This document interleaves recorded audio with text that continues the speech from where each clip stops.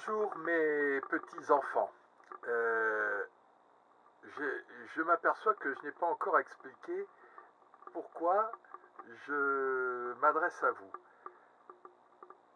Eh bien, la raison est toute simple, c'est que j'ai décidé de faire ce voyage en pensant à l'Orient Express.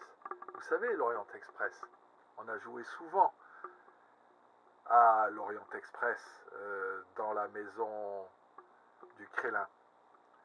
Il y avait sous les toits comme un wagon lit de l'époque de l'Orient Express et vous aviez chacun une, euh, une petite couchette. Elles marchaient deux par deux, l'une sur l'autre, et il y en avait six. Et nous avons souvent traversé l'Europe avec, ce wagon. Moi, je jouais et le contrôleur, et le chauffeur du train, et celui qui vérifiait les papiers à la douane, à l'arrivée, quand on traversait des pays, à l'arrivée à la douane.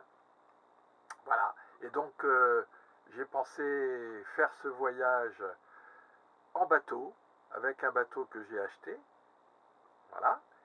Et actuellement, je suis en Espagne depuis 2 ans pour essayer de mettre au point ce bateau. C'est un voyage un petit peu compliqué parce que ce sont des fleuves.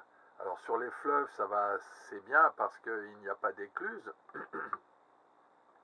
Mais avant d'arriver sur les fleuves d'Europe, il y a beaucoup de canaux et sur les canaux, il y a beaucoup d'écluses. Et en particulier en France, entre le Rhône et le Rhin, il y a environ 300 écluses. Je vais devoir passer 300 écluses, enfin, disons entre Marseille et le Rhin.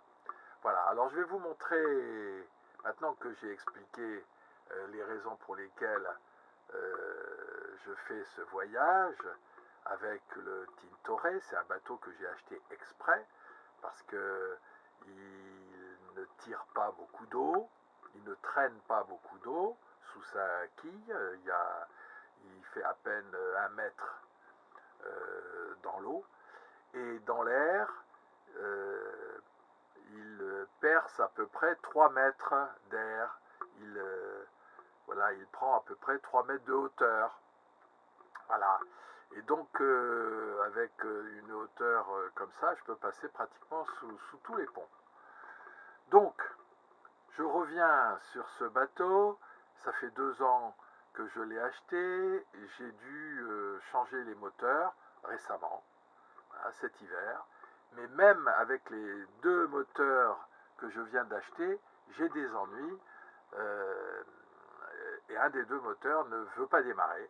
Et donc on l'a enlevé la semaine dernière et on l'a envoyé à Madrid en espérant qu'ils vont pouvoir le faire marcher.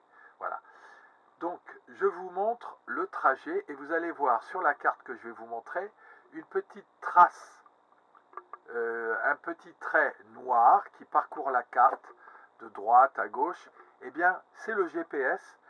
Et quand vous allez au bout, il y a une espèce de bateau, ben c'est à l'endroit où se trouve le bateau, c'est-à-dire en Espagne. Vous allez voir. Voilà. Donc, voilà la carte.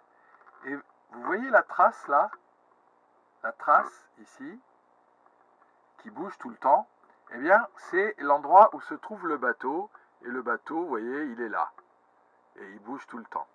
Alors, on va remonter avec le bateau jusque ici, à l'entrée du Rhône, par le canal du Petit Rhône, ce qui nous permettra de rejoindre le fleuve à Avignon, en Avignon, ici à peu près, et ensuite je vais remonter, voilà, toute la France jusqu'à Mulhouse. Voilà, Mulhouse c'est à peu près là où j'ai mon doigt. Ensuite, de Mulhouse, je vais prendre le Rhin jusqu'à Francfort environ, qui se trouve à peu près par là. De là, je vais prendre le Main, qui va me ramener ici, sur le Danube, environ à Schweinfurt, un peu plus loin que Schweinfurt. Je ne me rappelle plus très bien exactement où je prends le Danube. Et à partir de là, je vais descendre le Danube, donc l'Allemagne, l'Autriche, et l'Autriche ici, la Serbie, euh, la, la Slovaquie, voilà, jusque là. Ici, on est en Bulgarie et en Roumanie, jusqu'ici, voilà, la fin du voyage. Et ici, c'est la mer Noire, ici, voilà. Et pour revenir, eh bien, j'ai pas encore décidé. Est-ce que je reviens par la mer, en passant par la Grèce, ici, l'Italie, voilà, et je retourne en France, hein, peut-être pour faire le nord, ici, il y a plein de canaux, ou peut-être que je reviendrai par le Danube pour aller aussi vers les canaux du nord de l'Europe. Voilà, je n'ai pas encore décidé.